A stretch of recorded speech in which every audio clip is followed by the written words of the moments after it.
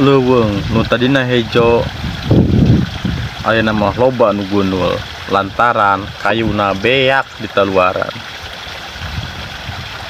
Dituar tanpa ayana penanaman deui atanapi reboisasi. Anu akhirna di mana hujan turun, hujan datang, cai hujan nimpah kana taneuh, taneuhna geus eueuh kayuan, akhirna eta si taneuh teu bisa nyerap cai. Teu bisa nyerap cai hujan.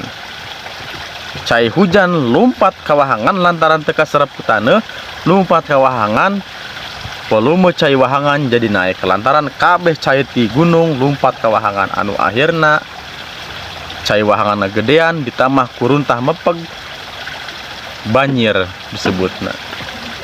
Lamun geus banjir saha nu rugi? Kabehan ngalaman rugi. Tah ieu kasadaran teh kudu ti pada urang. Ternyata bencana teh loba dilantarankeun ku kasalahan-kasalahan urang-urang keneh salaku manusia. Ku kituna ayo urang sadayana sadar ngarawat ya alam. Boga kadasadaran tina hate.